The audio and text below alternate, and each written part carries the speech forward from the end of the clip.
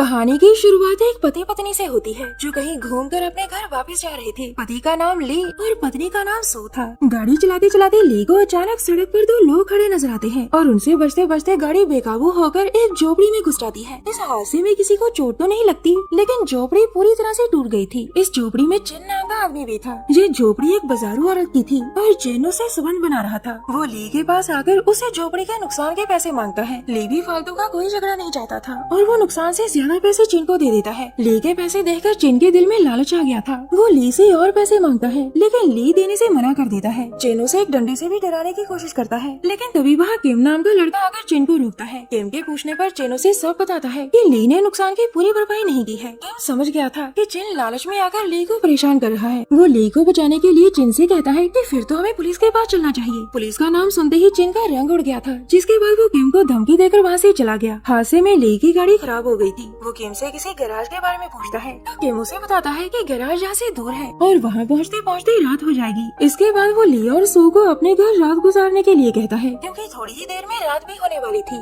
उसके बाद दोनों पति पत्नी मान लेते हैं, जिसके बाद किम उन्हें अपने साथ चलने को कहता है। थोड़ी देर बाद वो दोनों पति पत्नी किम के घर पहुँच गए थी। किम को मेहमानबाजी का बहुत शौक था, जिस कारण उसने दारू का भी इंतजाम कर रखा था। ली दबाकर दारू पीता है और किम को बताता है कि मैं पहले फौज में था और अब मैं एक सफल व्यापारी हूँ। दोनों दबाकर दारू पीते हैं और खूब सारी बातें करते हैं। काफी दारू पीने के बाद ली सू के साथ सोने कमरे में आता है। ली पर दारू का नशा चढ़ चुका था। वो सू के साथ प्यार करने लगता है और अपनी जुबान से सू को भी गर्म कर देता है। मगर जब आगे बढ़ने की बारी आती है तो ली का डंडा खड़ा ही नहीं होता। ली एक नामर्द आदमी था। सू अपने हाथों से भी उसका डंडा खड़ा करने की कोशिश करती है, लेकिन ली पर कोई फर्क नहीं पड़ता। ली शादी के बाद 1 साल तक तो ठीक था, लेकिन फौज में लड़ाई के दौरान उसे एक चोट लगी थी और उसी चोट ने उसे नामर्द बना दिया था। भले ही ली सू को शारीरिक सुख नहीं दे पाता था, लेकिन फिर भी सू से जी जान से चाहती थी। कुछ ही देर में ली को नींद आ जाती है और सू बाहर निकलकर अपना बदन साफ करने लगती है। बदन साफ करते करते उसकी गर्मी फिर से बढ़ गई थी, जिसके बाद वो अपने हाथ का सहारा लेकर अपने गर्मी शांत करने लगती है। इसी दौरान किम जंगल पानी कर जैसे ही वापस आता है तो उसकी नजर सू पर पड़ती है। सू की हरकतें देखकर किम समझ गया था कि ली सू को जिस्मानी प्यार नहीं दे पाता। वो वहीं रोकर सू को देखने लगा था और इसी बीच सू भी उसे देख लेती है। किम को सामने देखकर वो डरकर अंदर भाग जाती है। अगले दिन किम ली को बताता है कि गाड़ी गैराज तक पहुंच चुकी है, लेकिन वो कल तक ठीक होगी। उसके बाद सुनकर ली और सू समझ गए थे कि उन्हें आज की रात भी किम के घर में ही गुजारनी पड़ेगी। इसके बाद किम उन दोनों को पास वाले बाजार में लेकर चलता है। बाजार में ली तो सू को चीजें दिला रहा था, लेकिन सू का ध्यान बार बार किम की तरफ जा रहा था। इसी बाजार में लालची चिन भी मौजूद था, जो हादसे के समय झोपड़ी में मौजूद था। वो किम पर नजर रख रहा था ताकि मौका देकर उससे बदला ले सके। रात को सू सोने से पहले नहाने लगती है और किम खिड़की से उसे चोरी छुपे देखने लगता है। इसी दौरान ली किम को पकड़कर एक तरफ आता है। किम उसे माफी मांगता है कि मुझसे गलती हो गई। ली उसे माफ कर सब बता देता है कि मैं नामर्द हूँ और चाहकर भी सू को जिस्मानी प्यार नहीं दे सकता। इसके बाद वो किम को पैसे देकर कहता है कि मैं चाहता हूँ कि तुम सू से प्यार करो और उसे माँ बना दो। ली की बात सुनकर किम पहले तो हैरान होता है, लेकिन फिर पैसे और सू को देखकर वो ली की बात मान जाता है। ली से पैसे लेकर वो पूरी रात सू के साथ गुजारता है और उसे माँ बनाने की कोशिश में लग जाता है। अगले दिन सुबह सू घर में काम कर रही थी और किम उसके पास चला आता है। वो उसे ली के बारे में पूछता है तो सू बताती है कि ली बाजार तक गया है। उसकी बात सुनकर किम सू को पकड़ लेता है और दोनों फिर से संबंध बनाने लग जाते हैं। वो दोनों एक दूसरे में इतना खो चुके थे कि उन्हें पता ही नहीं चलता कि कोई उनकी तस्वीरें खींच रहा है। तस्वीरें खींचने वाला चिन और उसका बेटा पोंग था। चिन किम से कहता है कि अब मैं तुमसे बदला लूंगा। उसकी बात सुनकर किम उससे तस्वीरें छीनने की कोशिश करता है, लेकिन बाप बेटे उसे मार मार कर बेहोश कर देते हैं। किम के बेहोश होने के बाद दोनों बाप बेटे सू को घेर लेते हैं और तभी ली वहाँ पहुँच जाता है। सू दौड़कर ली के पास आती है। चिन ली को बताता है कि तुम्हारी बीवी का चक्कर किम के साथ चल रहा है और मेरे पास दोनों की तस्वीरें भी हैं। ली उसे यहाँ से चले जाने को कहता है, लेकिन चिन उसे कहता है मुझे 2 लाख रुपए चाहिए, नहीं तो मैं तुम्हारी बीवी की तस्वीरें हर जगह बांट दूंगा। ये सुनकर ली उसे कुछ समय मांगता है ताकि वो पैसों का इंतजाम कर सके। उसकी बात सुनकर पोंग सू को अपने साथ ले जाता है और चिन ली से कहता है जब तक मुझे पैसे नहीं मिलेंगे तब तक तुम्हारी बीवी मेरे कब्जे में ही रहेगी। और इतना कहकर वो वहाँ से चला जाता है। अब कहानी चिन के घर से शुरू होती है। चिन का एक बेटा था और उसकी बीवी का नाम मीना था। मीना भी चिन की तरह लालची औरत थी और वो भी पैसों के लिए हमेशा चिन का साथ देती थी। इन लोगों ने सू को एक कमरे में बंद कर रखा था ताकि ली पैसे देकर उसे यहाँ से ले जा सके। रात को चिन और पोंग सू के पास आते हैं। पहले चिन सू की आबरू लूटता है और जब पोंग की बारी आई तो सू उस पर वार कर कमरे से बाहर निकल आती है, मगर बाहर उसका सामना मीना से होता है और उसका थप्पड़ खाकर वो नीचे गिर जाती है। इसके बाद वो